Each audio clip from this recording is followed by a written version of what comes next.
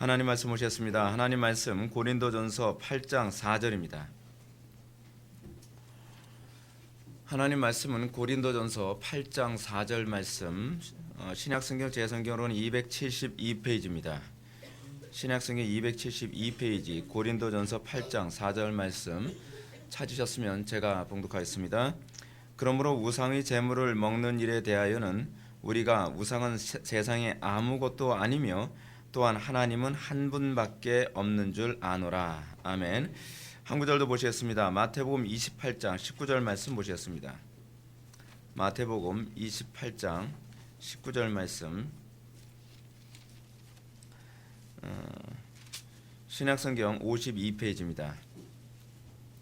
신약성경 52페이지 마태복음 28장 19절 말씀 찾으셨으면 우리 다 같이 한 목소리로 읽겠습니다. 시작. 그러므로 너희는 가서 모든 족속을 제자로 삼아 아버지와 아들과 성령의 이름으로 세례를 베풀고. 아멘. 이 시간은 삼위일체론을 오늘 살펴보도록 하겠습니다. 소결의문답 제5문과 6문을 살펴봅니다. 오늘 제목은 뭐 다 따라서 하기 힘드니까 그냥 삼위일체론 이렇게 이해하시면 좋을 것 같습니다. 먼저 우리가 삼위일체론과 관련해서 소결의문답 제5문 한번 보도록 하겠습니다. 제가 질문할 테니까 여러분들 대답해 주시기 바랍니다. 하나님 한 분 외에 다른 신이 있습니까? 네, 제 6문 질문하겠습니다. 하나님의 신격에는 몇 위가 계십니까? 하나님의 신격에는 성부, 성자, 성령, 삼위가 계시는데 이 삼위는 한 하나님이시오 본체가 하나이시며 권능과 영광이 동등하십니다. 네, 우리가 지난 시간에 이어서 우리가 성경이 가장 중요하게 가르치는 것 우리가 살펴보고 있습니다. 지난 시간에 우리가 성경이 가장 중요하게 요긴하게 가르치는 것이 무엇인가라고 했을 때에 그 첫 번째로 우리는 하나님의 속성에 대해서 우리가 살펴보았습니다. 하나님의 거룩한 속성, 그렇죠? 하나님의 거룩한 속성, 거룩이라고 하는 단어가 무슨 의미죠? 거룩, 구별됐다라고 하는 의미죠. 거룩이라는 단어는 구별됐다는 겁니다. 그럼 구별된 속성은 무엇입니까? 이렇게 이해하시면 되겠죠, 그렇죠? 하나님께서 구별된 속성, 피조물들과 구별된 속성은 무엇입니까? 라고 했을 때 구별된 속성은 이 구별된 속성을 얘기했을 때 인간에게 없는 것이 아니라 인간과 다른 겁니다. 무슨 말인지 여러분 이해하시죠? 그러니까 여러분 이 인간과 기능적으로는 공유를 하지만 그 기능은 공유하지만 본질은 공유가 안 되는 겁니다. 그게 무슨 말인지 기억나시죠? 그래서 우리가 공유적 속성, 비공유적 속성 뭐 그걸 우리가 살펴봤었죠. 그렇죠? 우리가 하나님의 속성을 알긴 아는데 그 속성을 우리가 어떻게 알아요? 우리에게 공유하는 속성이 있기 때문에 아는 거거든요. 여러분 하나님과 우리가 공유하는 속성이 없으면 하나님이 사랑이시다라는 말을 이해할 수가 없습니다. 그렇죠? 하나님이 사랑이신데 우리가 왜 감동하냐면 그 사랑이 우리의 사랑의 본질과 달라요. 우리는 어때요? 우리가 하나님 사랑한다고 하는데 우리는 이웃을 사랑한다고 하는데 우리는 끈덕지지 못하죠. 그렇죠? 우리는 조금 사랑하는 듯 하다가 조금 기분 나쁘면 사랑이 막 변질되고 그러잖아요. 근데 하나님의 사랑의 속성은 어떻게 해요? 영원하시죠. 그리고 그 사랑의 속성이 우리의 속성과 다르시죠. 그렇죠? 그래서 공유적 속성과 비공유적 속성을 했을 때 하나님의 비공유적 속성이 뭡니까? 하나님은 영이시요 그의 존재하심과 지혜와 권능과 거룩하심과 공의와 선하심이 우리하고 공유를 하지만 어때요? 하나님은 무한하시고 영원하시고 불변하세요. 근데 우리는 유한하고 영원하지 못하고 우린 맨날 변해요. 그렇죠? 이게 이제 공유하지만 본질이 다르다고 하는 거예요. 본질이 다르다는 거. 그래서 우리가 하나님의 위대하심을 어떻게 알아요? 하나님의 위대하심, 하나님의 속성을 딱 묵상하면 하나님은 영이신데 우리의 영과는 달라요. 그렇죠? 하나님은 존재하시는데 우리처럼 존재하지 않아요. 우리는 어떻죠? 우리는 그냥 있다가 사라지는 안개니라. 그렇죠? 우리는 잠깐 존재했다가 사라지는 존재라고 한다면 하나님은 영원히 존재하시죠. 불변하시죠. 그렇죠? 그리고 하나님은 무한하시죠. 그래서 하나님의 무한이라고 하는 속성 때문에 하나님의 존재에 대한 어떤 개념이 나와요? 하나님 무소부재라는 개념이 나오죠. 하나님은 존재하시는데 여러분 우리는 무소부재하지 않죠. 근데 하나님은 무소부재하시단 말이에요.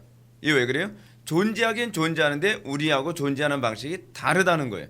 그래서 공유하는데 그 공유하지만 본질에 있어서는 공유가 안 돼요. 그래서 하나님은 하나님이시고 신이시고 우리는 피조물이죠.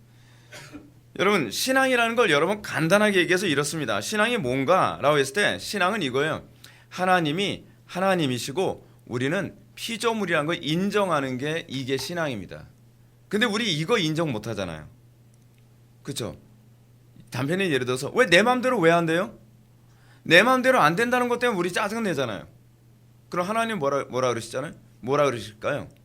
네 마음대로 안 되는 게 원래 피조물의 속성이야. 내 마음대로 되는 게 창조주의 속성이야. 근데 우리는 자꾸 본성적으로 창조주의 속성에 자꾸 우리는 침범하려고 하죠. 그렇죠? 하나님보다 더 잘난 체 하려고 하고 하나님보다 더 착한 척 하려고 하고 하나님보다 더 지혜로운 척하고 하나님보다 더 능력 있는 척 하려고 그러죠. 그래서 사람이 지금 어느 상태까지 가고 있어요? 하나님의 영역을 다 침범하려고 애를 쓰잖아요. 그렇죠? 그게 뭐예요? 이게 바로 불신앙의 전형적인 모습이에요. 불신앙의 전형적인 모습이 뭐냐면 내 한계를 인정하지 않는 거예요. 피조물의 한계를 인정하지 않는 거예요. 우리가 피조물로서 자꾸 창조주의 한계를 자꾸 넘어서려고 하는 그게 이제 그걸 우린 다른 말로 뭐라 얘기합니까? 월권행위 하려고 하죠. 월권행위 하려고 하는 거. 근데 우린 그게 잘난 거라고 생각하죠. 그래서 여러분 예수 믿을 때 어떻게 예수 믿습니까? 내가 아무것도 아니더라고요 라는 것부터 시작하면서 예수를 믿는 거예요. 내가 죄인이더라고요. 내가 하나님 앞에서 아무것도 아닌 존재더라고요.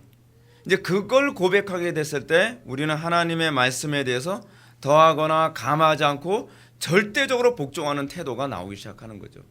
우리는요 하나님의 실력을 너무 몰라요. 그래서 우리는 하나님 말씀에 다 복종을 안 해요. 하나님 좀 가만히 계세요. 제가 알아서 할게요. 하나님 말씀이 이렇게 딱 얘기해도 에이 하나님은 우리를 너무 모르셔. 우리가 얼마나 지금 힘든데 우리 여건상 어떻게 그렇게 살아? 그럼 하나님 뭐라 그러죠? 아니 시킨 대로 하라니까. 근데 우리는 시킨 대로 안 하죠. 왜요? 아직 내가 피조물이란 걸 실감을 못하는 거예요. 신앙이라는 것은요 내가 피조물이라는 걸 인정을 하고 하나님이 전능자이시고 창조주라는 걸 인정을 해서 그분이 명령하는 것이 절대적으로 옳다는 걸 인정할 때 그때 그게 이제 신앙이 되는 거거든요. 근데 우리가 거기서부터 하나님을 몰라요. 자, 우리 한번 구조 한번 봅시다.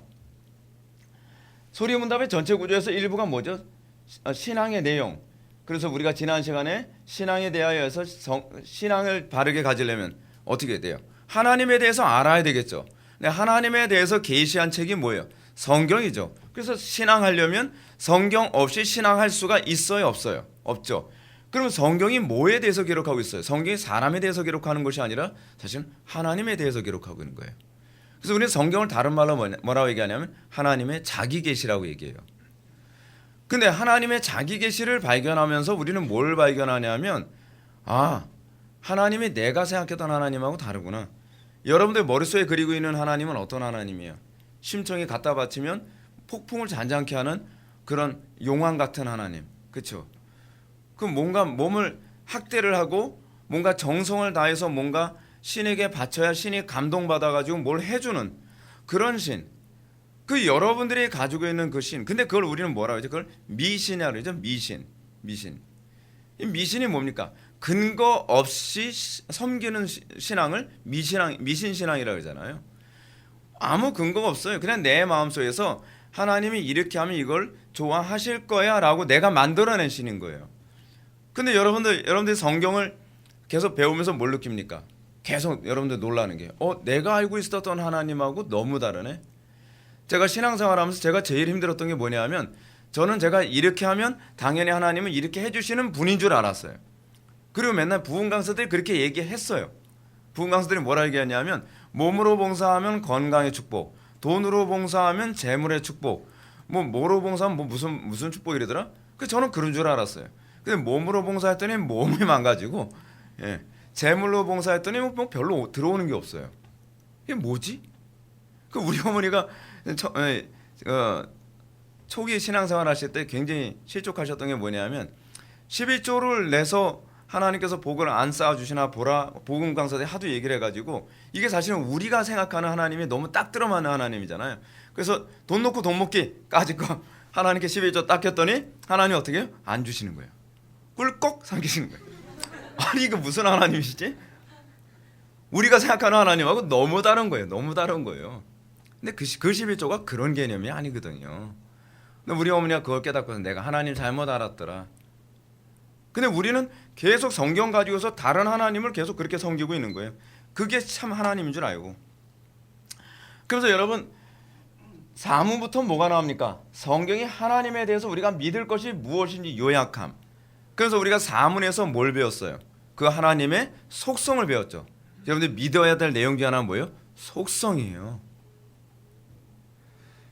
여러분 하나님의 형상으로 여러분들 회복된 존재라고 하는데 여러분들이 나 구원받아서 할렐루야 좋아요. That's okay. 근데 여러분들 그러면 구원받았으면 이제 뭐가 회복되죠? 하나님의 형상이 회복돼야죠. 근데 하나님의 형상이 회복됐다는데 하나님의 형상, 하나님의 속성 뭐예요? 사랑. 난 사랑 없는데? 사랑이 없으면 안 되잖아요. 하나님의 공의적 속성이 중에 하나 뭐예요? 사랑, 지혜, 그 오래 참으심, 뭐 자비로우심, 뭐 이런 게 다 하나님의 공의적 하나님과 우리가 공유하는 속성 아닌가요? 근데 우리는 맨날 이렇게 하죠. 하나님이니까 참으시지. 아니 성경은 그렇게 얘기하지 않아요. 우리가 거듭나고 나면 하나님의 사랑이 우리 마음에 부음받아서 없던 사랑이 나와야 돼요. 근데 여러분 요즘 교인들 어떻습니까? 하나님 믿는다고 하는데 사랑 없어도 너무 당당해요. 사랑 없어도 믿음이 있는데요 뭐. 아니 믿음, 소망, 사랑 이 세 가지는 항상 있는다고 하는데 어떻게 사랑이 없는데 믿음이 있다고 얘기해요. 사랑이 없는데 어떻게 소망이 있다고 얘기를 하냔 말이에요. 그리고 우리가 갖는 사랑이 불신자들의 사랑하고도 아무 차이가 없는데 우리의 사랑이 하나님의 사랑에 연합되어야 된단 말이에요. 근데 세상 사람들의 사랑에 아무 차이가 없는데 어떻게 내가 구원받았냐고 얘기하는 거예요. 그러니까 우리가 믿은 대상이 뭐예요? 하나님과 우리가 공유하는 속성에 관해서 우리는 묵상을 하죠. 다시 말해서 인간이 하나님의 형상대로 창조됐다는 것은 무엇을 의미하느냐? 그리고 우리가 예수를 믿고 하나님의 형상이 회복됐다는 건 무엇을 의미하느냐? 그것은 우리가 하나님 같이 됐다는 얘기가 아니에요. 그러니까 쉽게 얘기하면 이렇습니다. 하나님의 영광을 이제 비로소 드러낼 수 있는 반영체가 된 거예요. 반영체 여러분 뭔지 아시죠? 예를 들어서 우리가 너희는 세상의 빛이다 해서 여러분 우리가 빛이 아니에요. 진짜 빛은 누구예요? 하나님만 본질적으로 하나님만 빛이에요. 그럼 우리를 빛이라고 얘기하시는 그 표현이 뭐죠? 반영체로서의 빛이에요. 반영체로서의 빛. 예를 들어서 뭐죠? 햇빛을 받아서 전달해주는 존재로서의 빛이에요. 그렇죠? 또는 하나님의 영광을 하여간 전달해주는 존재로서 그 진짜 본질적으로 비치신 분은 하나님이시죠. 그래서 하나님은 빛이시라라고 하는데 그 빛은 본질로서의 빛이에요. 근데 우리는 이제 오늘 우리가 본질이라는 얘기에 대해서 배우게 돼요. 본질이라는 얘기 약간 오늘 이를 악무셔야 돼요. 할 얘기가 너무 많아요. 그래서 제가 짧게 얘기할 겁니다. 그럼 이제 하나님이 어떤 분이신지 두 번째로 얘기하는 것이 뭐냐면 지난번에는 뭘 얘기했죠? 속성에 관해서 얘기했다면 이젠 좀 더 구체적인 부분에 관해서 얘기합니다. 그 속성과 관련해서 하나님이 삼위일체로 존재하신다는 부분을 우리는 살펴보게 될 겁니다. 여러분 삼위일체 몰라도 천국 갈 수 있다고 생각하시는 분 있습니까? 절대로 그렇지 않습니다. 삼위일체를 모르고서 우리는 구원받을 수 없습니다. 무슨 소리죠? 그 예수 천당 불신지옥에 삼위일체가 안 들어있는데 어떻게 그럼 구원받죠? 적어도 그 사람 구원을 받았다고 한다면 삼위일체에 대해서는 관심을 갖게 되어 있어요. 근데 그 사람이 구원받을 때는 삼위일체적으로 구원을 받아요. 그게 무슨 소리죠? 들어가 보시면 압니다. 실제로 우리가 이제 오늘 배우게 될 이 삼위일체 논쟁에서 아리우스와 아타나시우스 논쟁에서 아타나시우스와 이 삼위일체의 논쟁을 지켜내려고 했던 이유가 뭐냐면 이것이 교리적으로 옳고 그름 때문이 아니라 이건 아타나시우스 한 소리입니다. 나는 이것이 없으면 구원받을 수 없다고 믿기 때문에 목숨을 걸고 지켰다는 거예요. 사실이에요. 삼위일체 교리는 이걸 모르면 구원받을 수가 없어요. 실제로 이단이라고 규정했을 때 그 이단들은 다 삼위일체 교리가 틀렸기 때문에 이단이라고 규정하는 거예요. 거기엔 구원이 없어요. 자, 삼위일체와 관련해서 로이드 존스 목사님이 뭐라고 얘기하나 봅시다. 로이드 존스 목사님이 이렇게 얘기했습니다. 삼위일체 교리는 어떤 의미에 있어 모든 교리들 중에 가장 고귀하고 가장 영광스러운 교리입니다. 하나님께서 우리에게 자신에 대하여 계시하기를 기뻐하시는 가장 놀라운 교리입니다. 하나님께서 당신 자신을 계시하셨는데 하나님을 우리는 납득할 수 없어요. 그럼에도 불구하고 하나님은 당신 자신을 삼위일체로 우리들에게 계시하셨습니다. 근데 이 삼위일체 교리는 초대교회 때서부터요 논쟁거리였어요. 왜냐하면 삼위일체라는 말 자체가 납득이 안 되고 삼위일체라는 것 자체가 경험되지가 않아요. 여러분 삼위일체적입니까? 여러분들? 아무리 그 삼위일체를 이해하려고 해도 우리는 이해할 수가 없어요. 아무리요. 그래서 이 문제 때문에 끊임없이는 논쟁이 있었고 뭐 죽고 사는 문제가 막 왔다 갔다 할 정도로 굉장히 어려웠습니다. 이걸 한자로 우리 한번 볼까요? 삼위일체 교리의 발달사를 한번 볼까요? 삼위일체 교리 발달사. 삼위일체를 우리가 이해하려면 삼위일체 교리가 어떻게 나오게 되는지 역사를 아셔야만 합니다. 그 역사를 아는 게 중요합니다. 대부분 이제 신학생들 이거 삼위일체 교리 역사 나오면 머리 아파합니다. 그래서 대부분 신학생들이 그 교리사 공부하면 되게 공부하기 싫어요. 근데 이거 삼위일체 교리는 반드시 알아야만 하는 거예요. 왜 그렇죠? 우리가 믿는 하나님에 대한 교리가 어떻게 정리되는지 고민해야 될 게 아니에요. 제가 이걸 설명해드리기 전에 제가 이 말씀해드릴게요. 여러분 삼위일체라고 하는 교리가 성경에 있습니까? 없습니까? 없죠. 그런 단어 비스무리한 단어조차도 없죠. 근데 우리는 왜 이 단어를 인정해야 되죠? 왜 우리는 이 단어를 용납해야 되죠? 그리고 이것이 어떻게 진리라고 우리가 인정할 수 있죠? 제가 여러분한테 논리학을 조금 설명했습니다. 논리학에서 가장 중요한 게 3단 논법이죠. 3단 논법. 3단 논법에서 그 맨 마지막에 추리가 참이 되려면 두 개의 명제가 참이어야만 이것이 참이 되는 거죠. 그죠? 예를 들어서 뭐 단편히 예를 들어 봅시다. 뭐 성부 하나 성부 성자 성령 하나님은 뭐 동등하시다. 뭐 그 동등하면 어쩌다 뭐 이런 식으로 해서 논쟁을 해가지고서 고로 하나님은 삼위일체로 존재하신다라고 하는 것이 교회 안에서 수많은 논쟁 안에서 입증이 된 거예요. 반대하는 수많은 사람들이 반대를 하면서 공격을 해도 이 논증을 꺾을 수가 없을 만큼 완벽하게 옳다라고 교회사 안에서 인정된 거예요. 여러분 우리는요 신앙생활에 있어서 성경에 꼭 나와야만 믿을 수 있는 것이 아닙니다. 우리가 믿는 것 중에 상당수는 어떻게 믿냐 하면 추론의 결과로 믿는 것들이 투성입니다. 예를 들어 볼까요? 여러분 마약하지 말란 말 성경에 있나요 없나요? 없어요. 그럼 우리는 그걸 왜 안 하는 거죠? 추론의 결과죠. 추론의 결과. 그렇죠? 여러분 수많은 교회사 안에서의 논쟁 그리고 여러분들이 실제로 학교에서 직장에서 수많은 사람들이 다 이런 얘기합니다. 성경에 술 마시지 말란 말이 어디 있어? 여러분 이런 논쟁을 할 때 여러분들 이 논쟁을 할 때 그 사람들하고 어떤 얘기를 해야만 합니까? 이게 추론의 결과거든요. 다 추론의 결과 가지고서 우리가 신앙생활을 하는 거예요. 근데 이 추론이라고 하는 것을 못하면 성경의 문자 그대로 읽지 않으면 신앙생활을 못하는 거예요. 특히 우리나라 사람들은 뭐가 발달했죠? 주입식이 발달했죠. 예. 주입해놓은 건 알겠는데 추론은 못해요. 예. 그러다 보니까 그래 성경에 술 마시란 말 술 마시지 말란 말 없지 술 취하지 말란 말만 있었지. 역시 대한민국 사람이 주입식으로만 얘기한 것만 알아요. 그걸 다 어떻게 해야 돼요? 추론하고 성경이 얘기하는 큰 맥락 안에서 이해하죠. 어떻게 해요? 성경에서 뭐라 그랬어요? 다른 사람을 실족하지 말라. 실족시키는 것은 곧 죄다. 고로 술 마시는 것은 죄다로 가는 거죠. 그렇죠?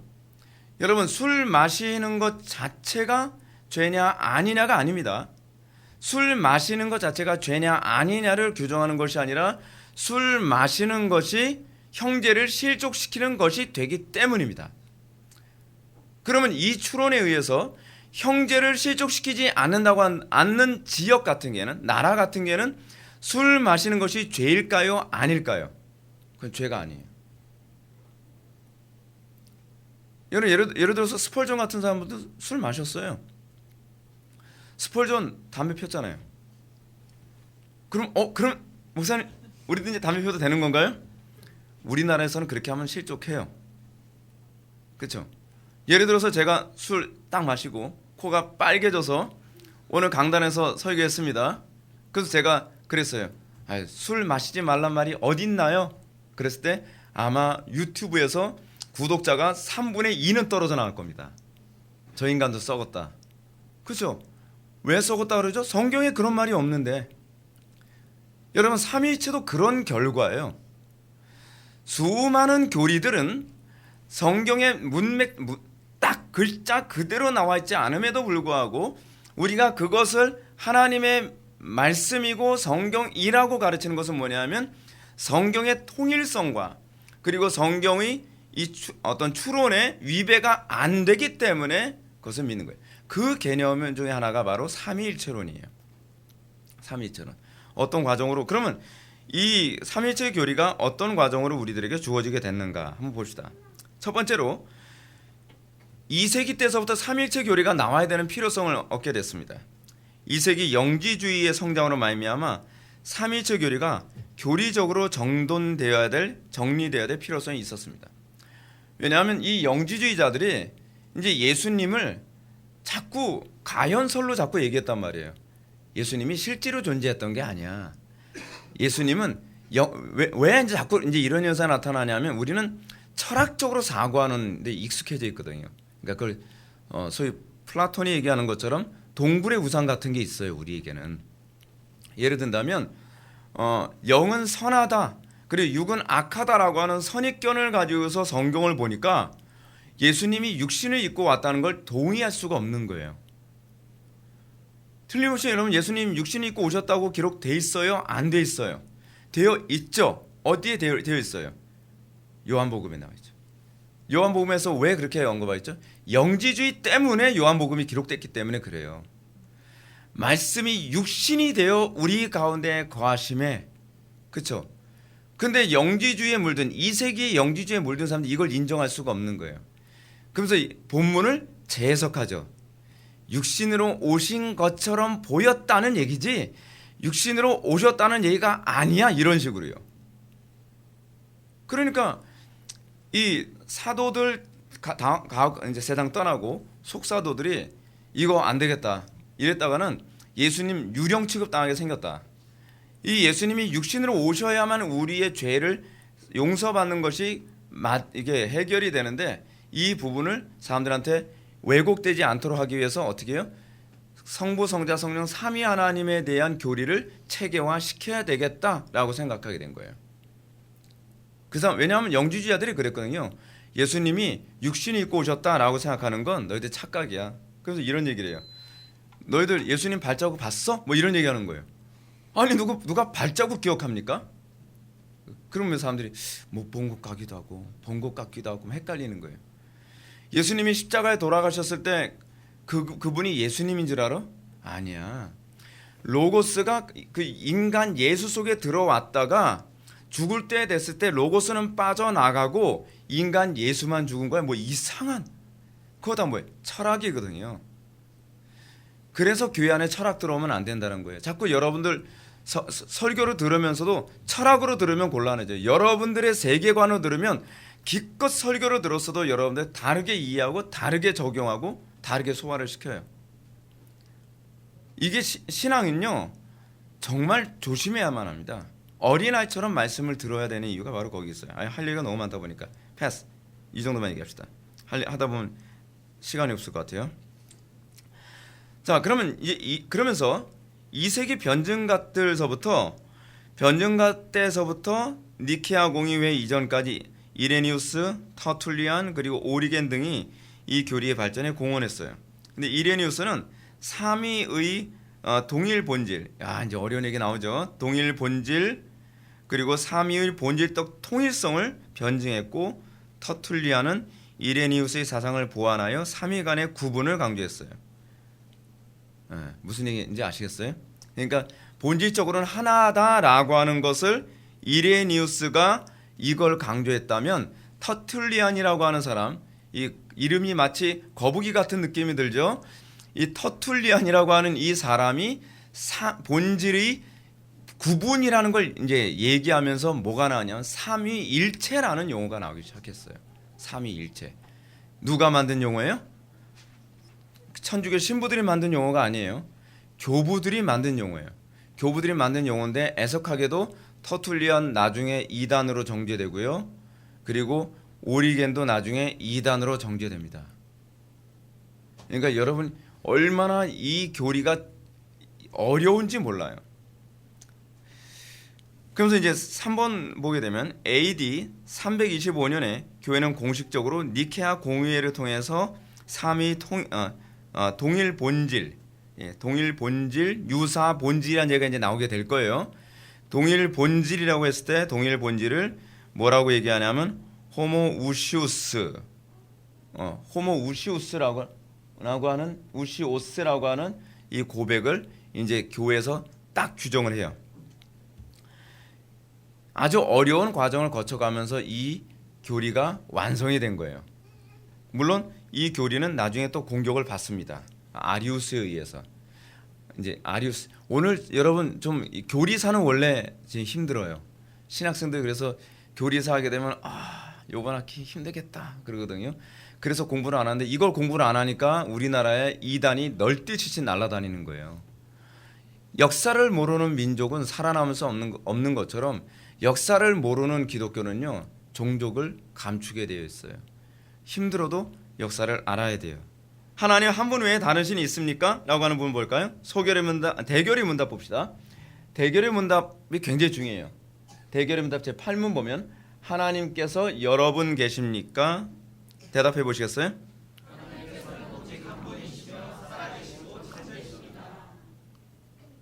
예. 그리고 웨스트민스터 신앙고백서 제 2항도 한번 보시겠습니다. 하나님은 모든 존재의 유일한 원천이시다. 만물은 하나님에게서 나오고 하나님으로 말미암고 하나님에게로 돌아간다. 예. 자, 대결의 문답 8문은 소결의 문답 5문을 좀 더 구체적으로 설교하겠습니다. 여러분, 대결의 문답은 뭐죠? 성인들을 위해서 만든 교리 문답이 대결의 문답이고, 소결의 문답은 어린이들을 위한 거죠. 근데 그러다 보니까 소결의 문답은 가장 양이 적고요, 대결의 문답은 좀 더 자세하게 했고요, 그리고 웨스트민스터 신앙고백서는 왕창 길어요.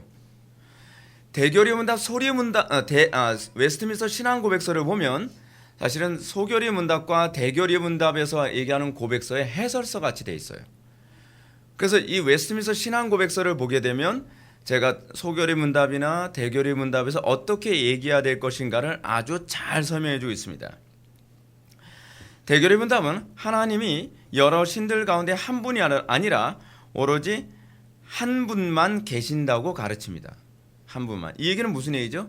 세상에 다른 것들은 신이 아니라는 거예요. 여러분들이 신이 있을 거라고 생각하는 모든 것은 사실은 누가 만들어낸 거예요? 우리의 타락한 본성이 만들어낸 거예요. 사실은 하나님 이외에 신은 존재하지 않아요. 뭐 제우스 그런 거 없다는 거예요. 용왕신 그런 거 없어요.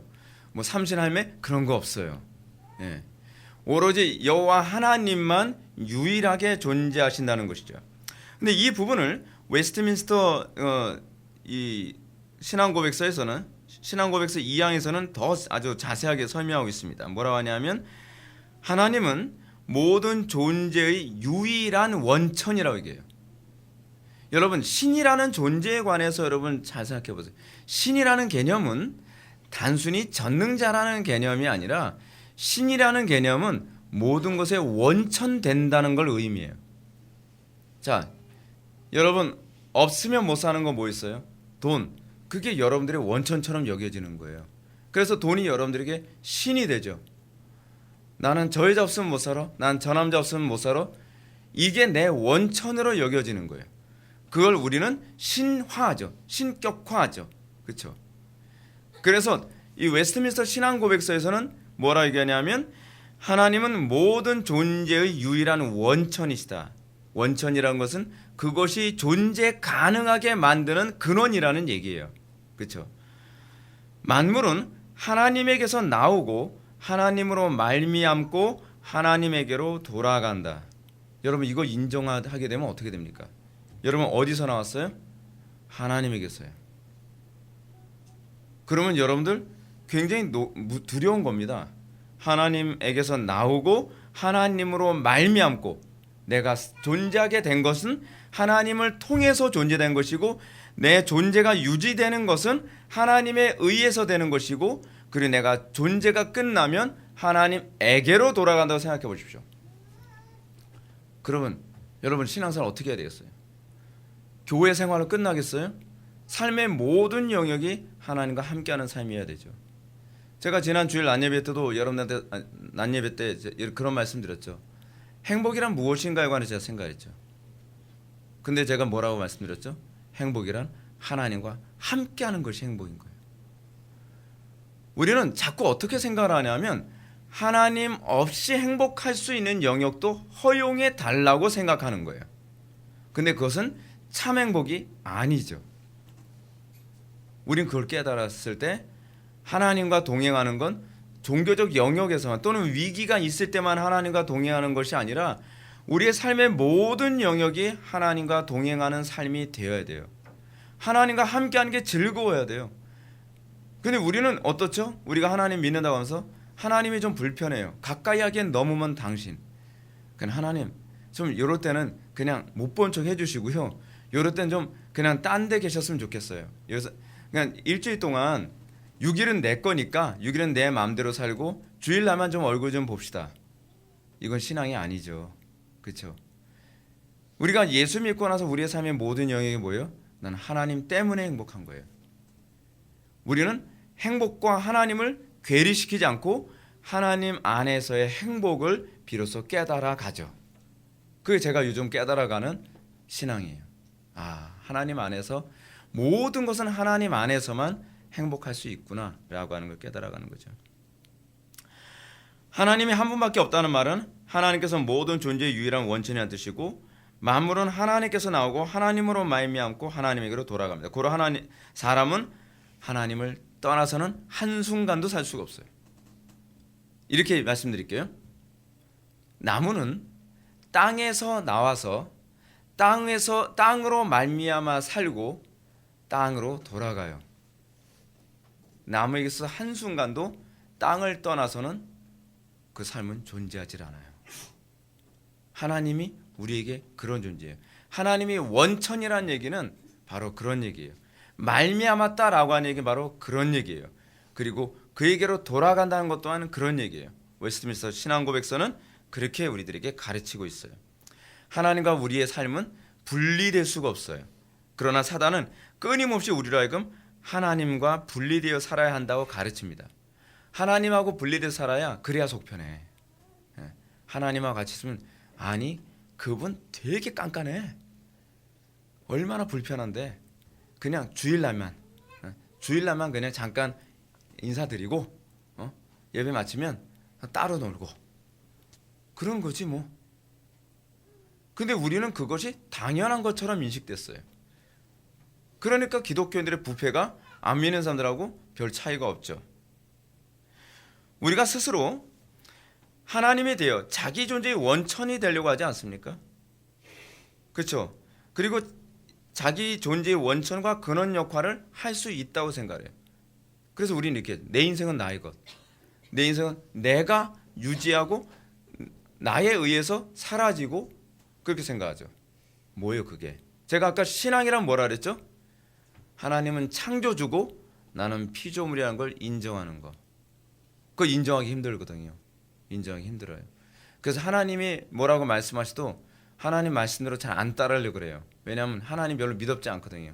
하나님 우리보다 좀 미련하게 느껴지거든요. 하나님 말씀대로 살면 망할 것 같거든요. 그래서 우리가 하나님 안 따라가려고 하는 거예요. 자꾸. 근데 내가 전적 무능, 전적 타락이라는 이 고집, 이 어리석음이 비로소 꺾였을 때 비로소 하나님 말씀에 절대적으로 따르는 그런 행태를 보이게 되죠. 그죠? 그러면 하나님의 신격에는 몇 위가 계십니까? 자, 이제 구문 한번 볼까요? 대결의문답 제 9문을 보겠습니다. 하나님의 신격에는 몇 위가 계십니까? 다 읽겠습니다. 시작. 하나님의 신격에는 삼위 곧 성부, 성자, 성령이 계십니다. 각 위의 고유성은 서로 구별되지만 이 삼위는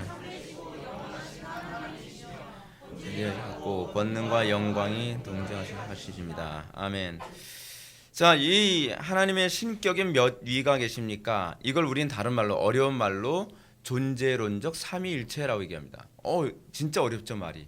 근데 쉬운 말로 하면 하나님은 어떻게 존재하시냐에 관한 얘기예요. 그걸 못 알아듣게 하려면 존재론적 삼위일체라고 얘기하는 거고, 알아듣게 얘기하면 하나님은 삼위일체로 존재하신다라고 얘기하는 거예요. 하나님께서는 삼위가 계시고, 그리고 그분이 일체로 존재하세요. 우리는 어떻게 존재하죠? 우리는 그냥 존재하죠. 우리가 존재하는 방식에 대해서 우리는 고민을 하는 것처럼 우리는 하나님이 어떻게 존재하느냐에 대해서 고민해야죠. 왜 우리가 하나님이 어떻게 존재하는지 고민해야 되죠? 그분이 우리의 신앙의 대상이고 우리는 그분을 사랑하니까요. 여러분, 옛날에 학교 다닐 때 그 학생들이 꼭 하는 게 있어요. 뭐냐면 이제 제가 이제 동인천고등학교를 나왔는데 이 남학교 다닐 때는 이제 주로 그 여학생들 남자 학교니까 여학생들한테 굉장히 관심 되게 많잖아요.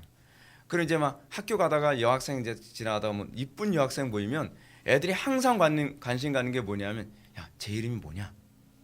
그죠? 관심을 갖게 되는 것이 사랑이에요. 지나가는 모든 여학생 이름은 다 알고 싶어 하질 않아요. 그렇죠? 내가 관심 있는 여학생의 이름을 알고 싶고 그 여학생의 키가 어느 정도 되고 어떤 집안이고 뭐 어떻고 뭐 그거 알고 싶어 하잖아요. 길거리에 다니는 모든 여학생들 스캔해서 뭐 하겠어요? 그렇잖아요. 근데 우리가 하나님을 사랑한다고 하는데 우리는 하나님에 대해서 전혀 관심이 없어요. 그래서 하나님 사랑한대요. 예수 사랑해요. 뭐 사랑해요. 뭐하고 하는데 하나님에 대해서 얘기하면 관심이 없어요. 지루해서 막 못 견디려고 그래요. 그것까지 알아야 돼요? 알아야죠. 왜요? 이유가 뭐예요? 왜 알아야 되는데요? 어떤 학생이 저한테 그렇게 물어본다면 도대체 목사님 제가 왜 하나님에 대해서 그것까지 알아야 되는데 제가 신학생 될 것도 아닌데요. 그건 좀 간단하게 얘기하죠. 사랑하니까. 네가 사랑하는데 관심이 없어? 네가 사랑하는데 이런 것까지 알고 싶지 않아? 그럼 너 사랑 안 하는 거 아니야?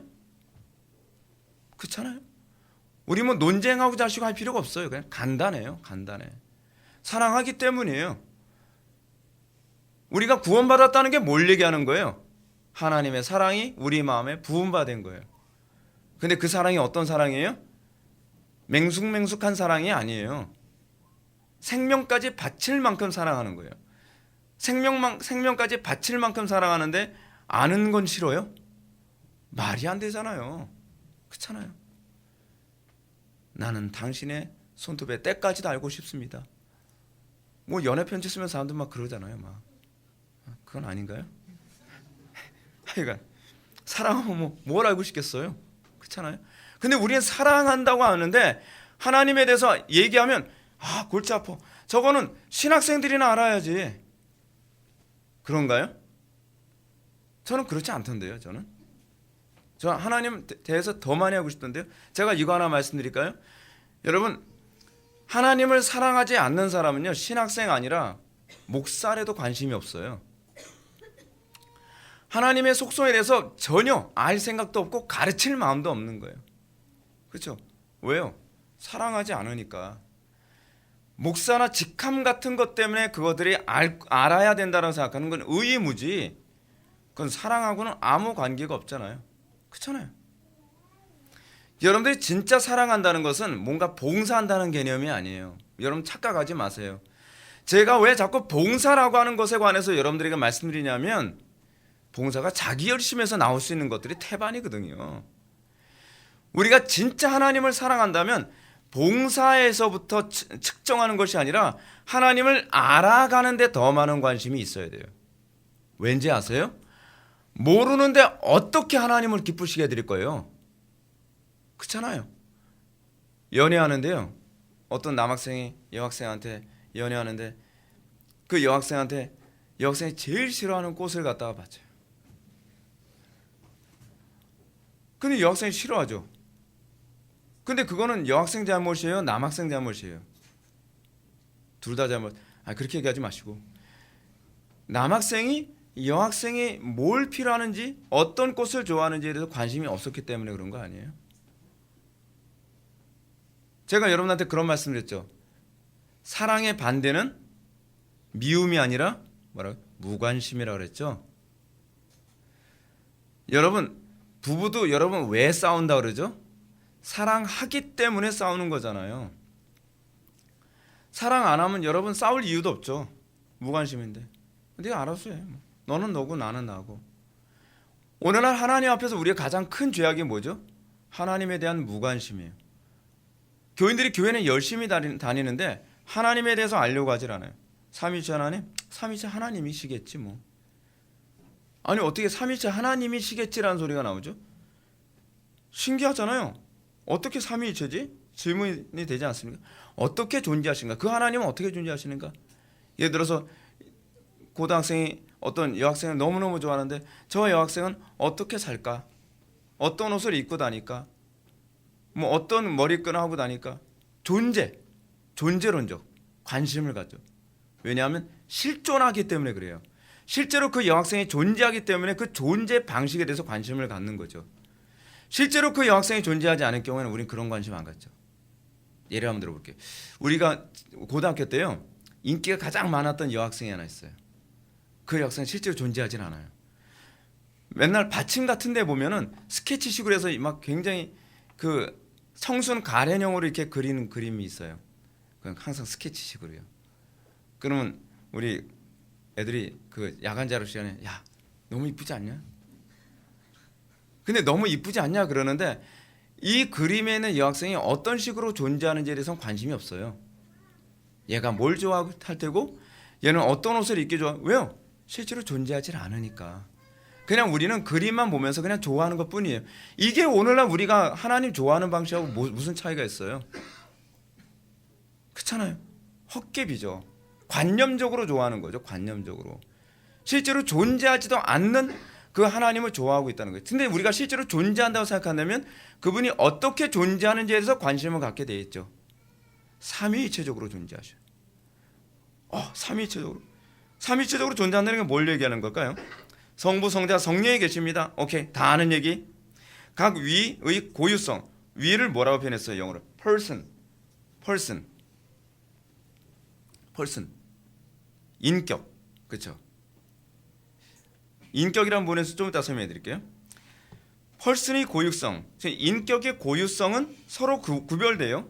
다 구별되는데 이 삼위는 참되시고 영원하신 한 하나님이시며 본질이 같고 권능과 영광을 동등하게 가지십니다. 자, 그럼 웨스트민스터 신앙고백서 3항을 한번 볼까요? 3항에서 뭐라 얘기하나? 다 같이 한번 읽어보실까요? 시작. 능력과 영원성이 하나이신 삼위가 계신다. 성부 하나님, 성자 하나님, 그리고 성령 하나님이시다. 성부는 아무에게도 말미암지 않으시고 나오지도 않으셨으며 성자는 영원히 성부에게서 나오시고 성령은 영원히 성부와 성자에게서 나오신다. 이게 굉장히 중요한 얘기입니다. 이것 때문에 수많은 사람들이 죽고 살고 했던 얘기예요. 여기서 우리가 신앙고백서 3항은 소교리문답과 대교리문답의 이제 해설서와 같은 역할을 해주는데요. 여기서 교리문답은 하나의 하나님을 신격의 유일성으로 말하고 있습니다. 이것은 하나님이 본질적으로 하나라는 거예요. 본질. 제가 아까 본질에 대해서 한번 얘기한다 그랬죠. 오늘은 좀 어려워도 제가 인내하라고 제가 말씀드렸습니다. 경고했습니다. 이 중요한 얘기를 해서 그래요. 이 본질이라는 말이 헬라어에서 본질이라는 말은요 굉장히 중요한 의미를 가지고 있습니다. 본질이란 사물이 가지고 있는 근본적인 성질로서 다른 사물들과 완전히 구별된 거예요. 예를 든다면 유리는 유리가 아닌 것과 본질적으로 구별되죠. 요거만 유리예요. 그래서 여러분들은 이 유리 컵을 딱 보게 됐을 때 본질이 유리기 때문에 본질에다가 여러분 뭘 붙여요? 컵을 붙여요. 그렇죠? 그럼 뭐가 본질이에요? 유리가 본질이고 컵은 유리로 만들어진 거죠. 그렇죠? 이 본질이라는 말을 헬라어로 어려운 말로 휘포스타시스라 그래요. 욕하는 거 같죠? 욕 아니에요. 이게 본질이란 뜻이에요. 본질. 이 히포시타 있어요. 히포스타시스 이 표현이 갑자기 입에서 저도 잘 안 붙어요. 이 말을 그 헬라인 철학자들은 주로 어떤 개념으로 사용했냐면 이데아 또는 보편자라는 개념으로 사용됐어요. 이게요. 어렵죠. 어려서 제가 이걸 할까 말까 했어요, 여러분. 근데 이걸 아셔야 돼요. 헬라인들이 철학을 할 때 그러니까 의자라고 하는 보편자 또는 의자라고 하는 이데아가 있을 것이다라고 생각했어요. 이제 제가 이거를 좀 더 어렵게 여러분들이 완전히 재워드릴게요. 이런 얘기했어요. 여러분, 이데아라고 하는 얘기를 제가 어떤 책에 보니까 이런 얘기가 나와요. 여러분, 1차원, 2차원, 3차원이라는 개념 있죠. 존재하지 않는 거예요, 이건요. 예를 든다면 1차원 하게 되면은 우리는 뭐라 얘기하죠? 이 선이 딱 거진 걸 1차원이라고 하잖아요. 근데 여기에는 뭐가 있으면 안 되냐면 두께도 있으면 안 되고요. 면적이 있으면 안 돼요. 근데 선을 긋을 때 이미 면적이 나오잖아요. 그리고 이것이 1차원으로서 하나의 선이 딱 생기면 거기엔 이미 두께가 나오잖아요. 그럼 그건 1차원이에요? 이미 뭐예요? 그건 3차원이 돼버리는 거예요. 그럼 1차원이라는 건 실제로 존재하지 않는데 1차원이라는 건 실제로 어디에 존재하는 거예요? 우리 관념에만 존재하는 거예요. 그렇죠? 그걸 뭐라 하냐면 본질이라고 그래요. 본질. 히포시타시스라는 개념이에요. 그 2차원을 얘기할까요? 우리 2차원을 뭐라고 그러죠? 평면을 2차원이라고 하잖아요. 평면. 1차원은 선, 그리고 2차원은 평면이라는데 평면이 나올 때 이미 3차원이 돼버려요. 그렇죠? 평면이 나오면 평면이 되려면 뭔가 두께가 있어야 되잖아요. 아무리 얇아도. 그렇죠? 그리고 이미 면적이 나오잖아요. 그러면 그건 2차원이 아니거든요. 한 면만 있어야 되거든요. 근데 그 면을 아무리 얇게 슬라이스해도 옆에 각도 나오게 되어 있거든요. 그렇기 때문에 2차원이라는 것은 사실은 존재하지 않아요. 그런데 우리는 그것이 있다고 생각을 해요. 그게 본질이에요. 근데 그것이 있어야만 모든 걸 다 만들 수 있어요. 그것이 기초가 돼서 모든 것이 존재해요. 그거를 사람들이 뭐냐면 이데아라고 얘기해요. 그거를 뭐라고 또 얘기하냐면 그걸 본질이라고 얘기한단 말이에요. 자, 근데 하나님은 그런 차원에서 우리와 본질적으로 달라요. 본질적으로 다르다는 건 뭐죠? 본질적으로 다르다는 건 존재 방식 자체가 다르다는 거예요. 그래서 우리는 하나님을 납득할 수 없는 것이 당연해요.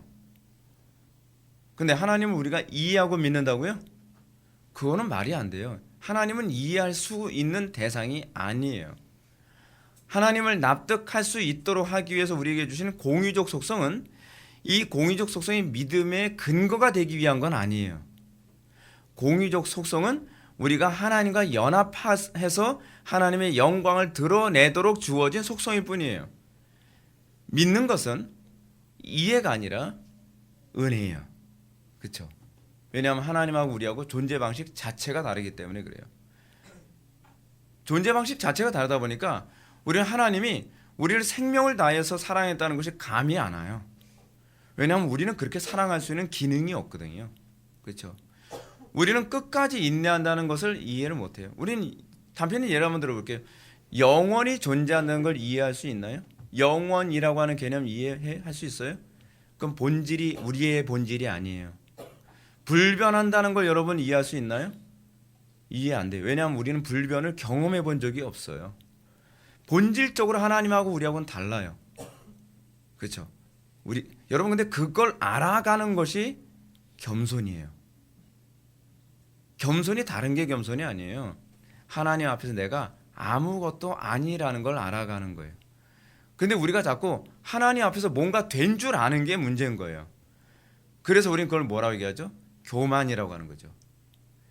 우리가 예수를 믿고 나서 우리가 점점 더 알아가는 게 뭐예요? 나는 죄인이고 하나님은 선하시고, 하나님은 전능하시고 나는 무능하고, 하나님은 지혜로우시고 나는 어리석고. 기분 나쁘다고요? 기분 나빠할 필요 없어요. 그게 사실이에요. 그게 팩트예요. 근데 그걸 다들 기분 나빠해요. 기분 나빠하니까 어떤 현상이 나타나요? 하나님의 말씀 잘 귀담아 듣지 않잖아요. 이렇게 하면 안 된다고 얘기해도 꼭 그렇게까지 해야 되나요? 라고 얘기하잖아요. 자, 그래서 이 헬라의 이 히포시타시스를 직역하면 이거를 영어로 subsistence로도 이제 번역이 되는데 실제라는 개념을 가지고 있습니다. 그 실존과 어떤 공통점을 가지고 있는데 이거 너무 어려우니까 넘어갑시다. 중요한 건 하나님은요 실제로 존재하시는데 존재하시는 하나님이 존재 밖에 존재하는 것이 아니라 하나의 존재 안에서 이 세 분이 같이 존재하신다는 거예요. 이해돼요? 안 되죠. 왜냐하면 우리하고 존재 방식이 다르기 때문에 그래요. 자, 그럼 어떻게 존재한다 이제 얘기하고 있는가? 성부는 아무에게도 여기 보십시오. 성부는 어때요? 아무에게서도 말미암지 않으시고. 무슨 얘기죠? 성부는 어디로부터 나온 존재라거나 어디로부터 창조됐다거나 또는 누구에 의해서 뭐 어떻게 된 존재가 아니라는 거예요.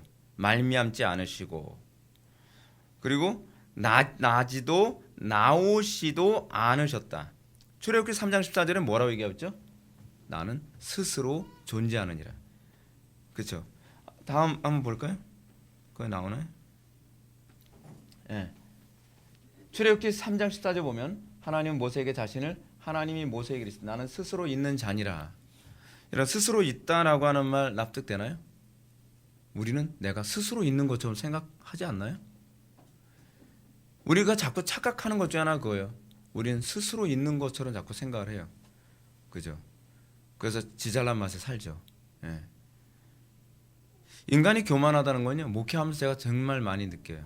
예. 두 번째, 그러면 성자는 어떻죠? 성자는 영원히, 이거 영원히 중요합니다. 영원히 성부에게서 나오시고, 영원히 성부에서 나왔다는 얘기가 무슨 얘기일까요? 이거 문법적으로 좀 말이 안 되잖아요. 그렇죠? 근데 영원히 성부에게서 나오셨다라고 하는 것은 성부 하나님과 똑같이 영원한 존재다라는 얘기예요. 예수님이 성부로부터 나오시긴 나오셨는데 나온 시점이 없어요.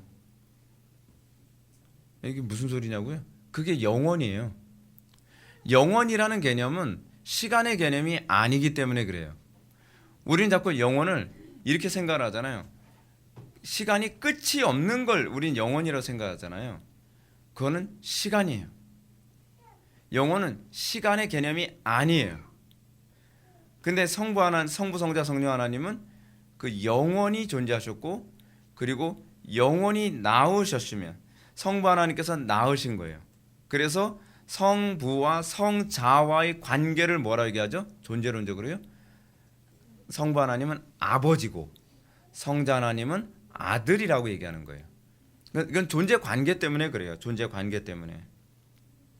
그리고 성자께서는 두 본성의 한 인격을 가지고 계세요. 두 본성은 두 본질을 얘기하는 거예요. 완전한 인간이고 완전한 하나님이신데 거기에 이 위격은 하나의 인격만 가지고 계세요. 인격적 갈등이나 분열이 없다는 얘기예요. 이건 나중에 기독론을 얘기할 때 얘기할 겁니다. 이것만 하더라도 뭐 한 강의를 다 해야 되니까. 그리스도의 하나님 되심은 요한복음 1장 1절에서 명확히 얘기하죠. 이 말씀이 하나님과 함께 하셨으니 이 말씀은 곧 하나님이시니라. 예수님이 곧 뭐라고요? 하나님이시다. 이렇게 얘기하고 있습니다. 또 요한복음 1장 14절을 보면 그리스도를 아버지의 독생자, 즉 아버지로부터 독특하게 나신 자라는 얘기거든요. 아버지로부터 독특하게 나신 자라고 요한복음 1장 14절에서 언급하고 있죠. 그래서 성자께서는 아버지로부터 낳으신 자예요. 아버지가 낳으신 분이에요. 그것이 성자십니다. 우리는 자꾸 이렇게 하거든. 아버지로부터 나오셨으면 없었던 때가 있는 거 아니에요? 자꾸 이렇게 우겨대잖아요. 그래서 제가 얘기하는 게 영원히 나시고라고 제가 얘기하는 거예요. 없었던 때가 없어요. 납득이 돼요? 안 되죠. 그럼 묻지 마세요. 왜냐면 저도 대답할 수가 없어요. 왜냐하면 저도 영혼을 경험해 본 적이 없거든요. 제가 나중에 천국 갔다가 다시 돌아와서 제가 얘기해 드릴 수도 없잖아요. 그죠? 근데 성경은 우리가 가지고 있는 개념으로 얘기를 하지 않아요. 신적 개념으로 얘기하기 때문에 이건 우리는 어떻게 받아들여야 돼요? 그냥 믿어야 되는 거예요. 믿어야 돼요. 사기당하는 거라고요? 아니라고 교회사가 입증해주고 있어요. 교회사가 이걸 믿고 살았을 때 아무도 사기 안 당했어요. 예. 그러니까 믿으시면 신상이 이루어요. 그 성령님은 어떻습니까? 성령 하나님은 성부와 성자로부터 나오신 하나님. 이건 더 웃겨요. 도대체 도무지 납득이 안 돼요. 아니 성령 하나님이 성부로부터만 나왔다면 이해가 되죠. 근데 성부와 성자 두 인격으로부터 한 인격이 나올 수 있냔 말이에요. 한 인격으로부터 두 인격은 나올 수 있죠. 없나요? 여러분들 어떤 분은 한 인격에서 세 인격도 나오던데요. 세 쌍둥이도 나오고 막 네 쌍둥이 나오고 그렇잖아요. 애 많이 낳잖아요. 여러 인격을 배출할 수 있잖아요. 근데 지금 여기서 보게 되면 성령 하나님은 성부라고 하는 인격과 그 person과 성자라고 하는 person에서 또 다른 인격이신 이 하나의 인격이 두 분에게서 나왔어요. 이건 우리를 발출이라고 얘기해요. 나오시고라고 하는 얘기를요. 납득 안 되죠? 네, 납득 안 돼야 제가 잘 가르친 거예요. 아니 이건 제가 사기치려고 하는 얘기가 아니라요. 원래 그런 거예요. 납득되게 가르치다 보면 2단으로 가요. 교회사 안에서 항상 납득시키려고 했다가 다 2단으로 간 거예요. 그래서 제가 딱 이제 설교를 하고 나서 여러분들이 목사님 납득됐어요 그러면요 철렁해요 가슴이. 야 이거 나 2단 되는 거 아닌가? 납득이 안 돼야 되는데.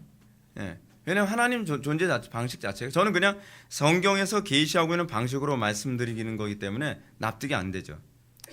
그래서 영원히 성부와 성자에게로부터 나오신다.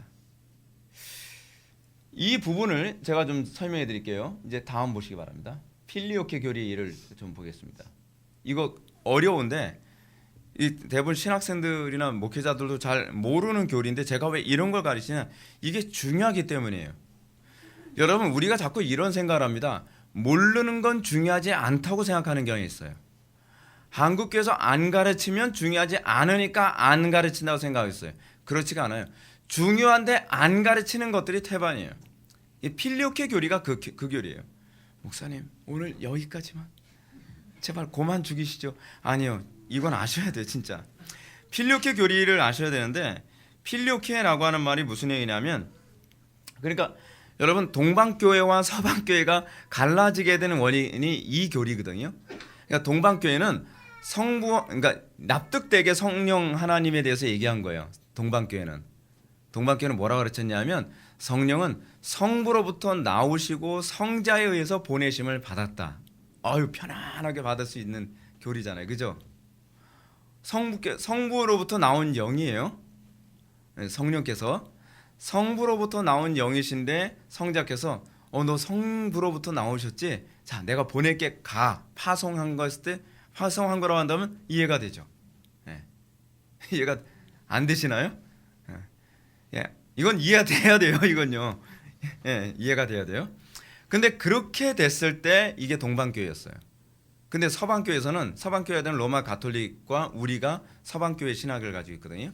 서방교회에서는 아니다, 그렇게 되면 큰일 난다 해가지고 뭐라 하냐면, 성령은 성부와 성자로부터 나오셨다, 발출됐다, 이렇게 얘기를 한 거예요.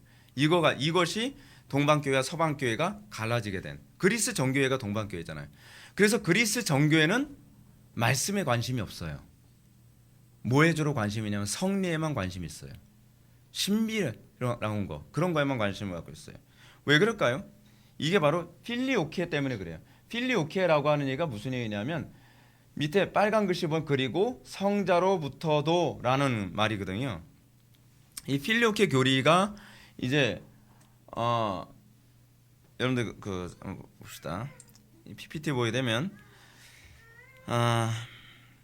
터툴리안 이게 이제 터툴리안과 어거스틴이 이걸 분명히 가르쳤고요. 그리고 589년에 콘스탄티노플 신조의 본문에 그리고 성자로부터도라고 해서 필리오케라고 하는 얘기가 여기 이제 비로소 들어가게 됩니다. 그럼 필리오케 교리가 왜 중요한가? 여러분 한번 성경 한번 좀 펴보시기 바랍니다. 요한복음 15장 26절 한번 보시기 바랍니다. 이 구절 때문에 동방교회가 힘을 얻은 거예요. 15장 26절 한번 보시겠습니다. 내가 아버지께로부터 너에게 보낼 보혜사. 지금 예수님이 성령을 어떻게 하신다고요? 보내신다, 파송한다라고 얘기하고 있죠. 곧 아버지께로부터 나오시는 어떤 성령이요? 아버지께로부터 나온 성령을 예수님이 파송하셨다라고 이미 이렇게 얘기하고 있잖아요. 요거 가지고 동방교회는 주장을 하죠. 자, 그러면 또 다른 구절 한번 볼까요? 16장 7절. 그러나 내가 너에게 실상을 말하노니 내가 떠나가는 것이 너에게 유익이라. 내가 떠나가지 아니하면 보혜사가 너에게로 오지 아니할 것이요 가면 내가 그를 너에게로 보내리니. 예수님이 보내신대요. 그러니까 맞는 얘기 같잖아요. 근데 이 보내신다는 얘기가 예수님으로부터 나온다는 얘긴지, 그렇지 않으면 예수님이 파송을 한다는 얘긴지가 사실은 불분명하거든요. 근데 이것을 선명하게 만들어주는 구절이 있어요. 어떤 구절이냐? 사도행전 15장 16절입니다. 16장 7절입니다. 사도행전 16장 7절.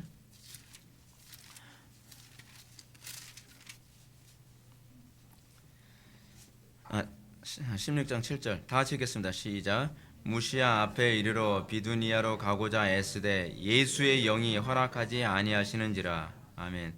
지금 성령님을 뭐라고 얘기하고 있어요? 예수의 영이라고 얘기하고 있어요. 예수의 영이라는 것은 무슨 얘기예요? 예수님으로부터 나온 영이란 얘기죠. 그렇죠? 그러면 어떤 말이 맞는 얘기예요? 성령님이 성부와 성자로부터도 나온 영이라는 것이 맞는 얘기죠. 그럼 이 얘기가 뭐 중요하냐? 왜 뭐 이거 가지고 코피했다고 이게 싸우냐? 여러분, 이 문제를 받아들이지 않으면 어떤 문제가 발생하냐 하면 성령님이 독자적으로 계시를 할 수 있다고 하는 것이 가능해져요. 성경이 없어도 구원받을 수 있다는 얘기예요. 쉽게 얘기해서 예수님의 가르침 없이도 성령님이 지금도 독자적으로 얼마든지 계시할 수 있다는 얘기예요. 근데 여러분, 요한복음 16장에서 보게 되면 뭐라고 얘기했죠? 성령님은 예수님께서 말씀하신 것 이외에는 가르치지 않는다고 얘기하고 있죠. 근데 필리오케 이 교리가 빠지게 되면 성령님이 성부로부터만 나왔기 때문에 성령께서 성자와 관계없이 성자께서 계시한 것 이외에 자기 방식대로 지금도 계시할 수 있다는 게 돼버린 거예요. 그러니까 직통계시가 신학적 근거가 돼요. 그리고 오늘날도 여러분들이 막 제가 환상을 봤어요. 환상 봤는데 뭐 이렇게 하라고 하시던데요. 근데 이것이 성경적이지 않아도 틀렸다라고 얘기할 근거가 없는 거예요.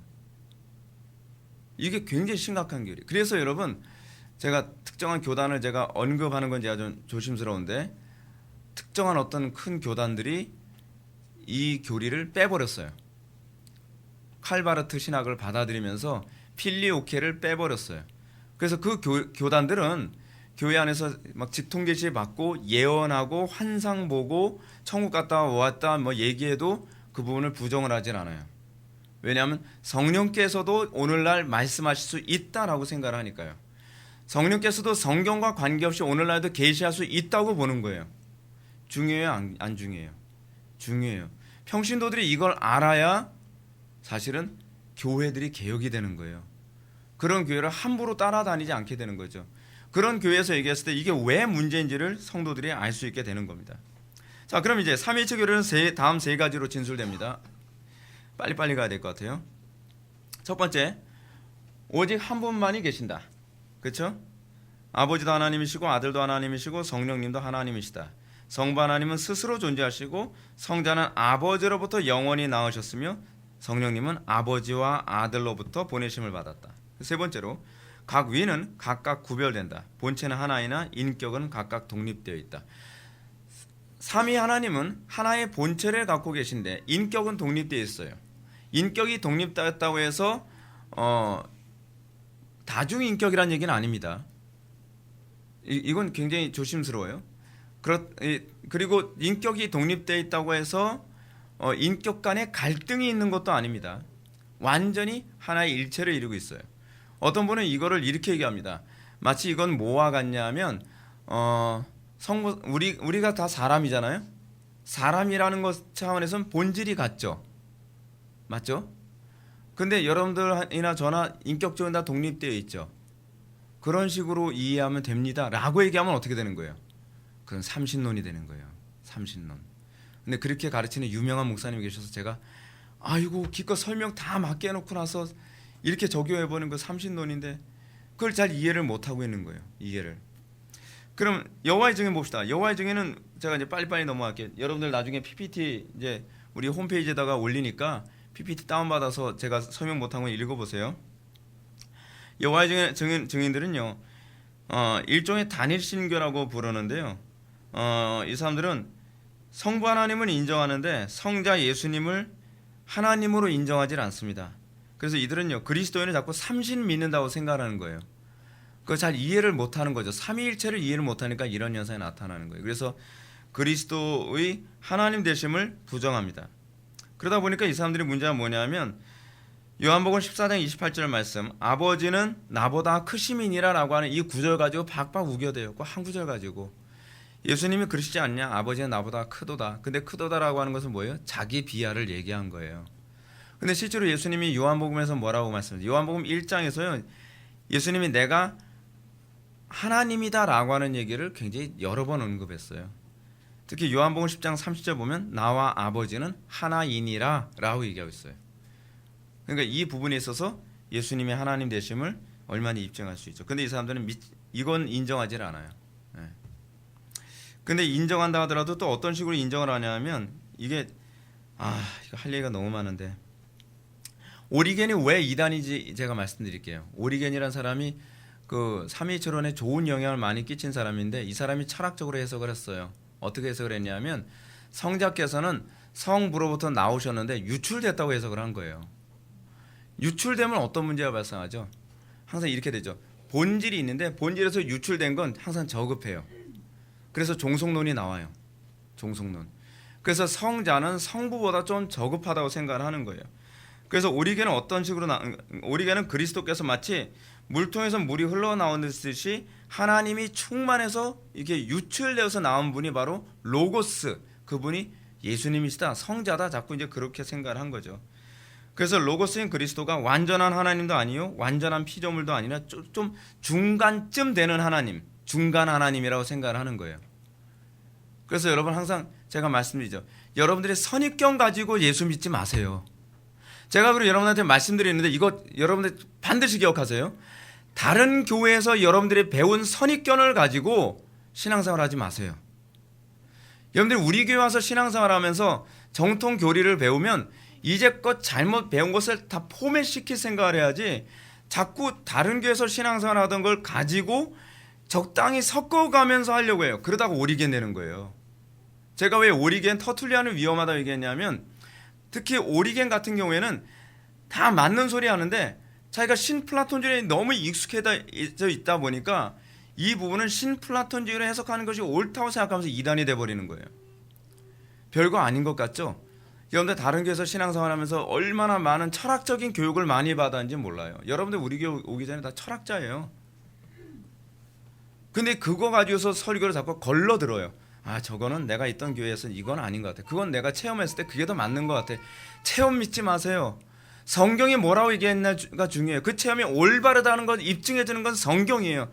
여러분들의 감정이 아니고 여러분들이 생각하는 어떤 열매가 아니란 말이에요. 이거 좀 여러분 조심해야 합니다. 그래서 오리겐에 봤을 때 하나님은 신적이라고 생각했어요. 오늘 여기까지만 합시다. 오늘 여기까지만 하고 다음 주에 좀 더 자세하게 마음 편하게 우리가 삼위일체 교리에 대해서 한 주만 더 참으세요. 삼위일체 교리 이거 정말 너무 중요해요. 왜냐하면 하나님이 어떤 분이신지를 알아야 되기 때문에 제가 정말 백보에 양보하고 편하게 하려고 그랬는데 그렇게 할 수가 없어요. 이건 아무래도 다음 시간에 삼위일체 오늘은 완으로 삼고 다음 주에 삼위일체 투로 해가지고서 다음 시간에 좀 더 깊이 있게 진도 나가도록 하겠습니다. 기도하시겠습니다. 사랑이 많으신 하나님, 우리가 하나님을 사랑한다 하면서도 우리가 하나님을 알려고 하지 않은 그런 악함이 우리 속에 얼마나 많은지 모릅니다. 신앙생활을 하면서 우리가 하나님보다 부족한, 아니 하나님은 전능자시고 우리는 피조물임을 인정하지 않았습니다. 오히려 피조물된 우리가 하나님을 조종하려 하였고 하나님을 움직이려 하였고 하나님을 지배하려 하였습니다. 우리 속에 이방 종교적 신앙관이 다 무너지게 하여 주시고 하나님을 하나님 되게 하며 하나님을 영화롭게 하기 위해서 존재하고 그것으로 기뻐할 수 있게 하여 주옵소서. 예수님의 거룩하신 이름으로 기도합나이다. 아멘.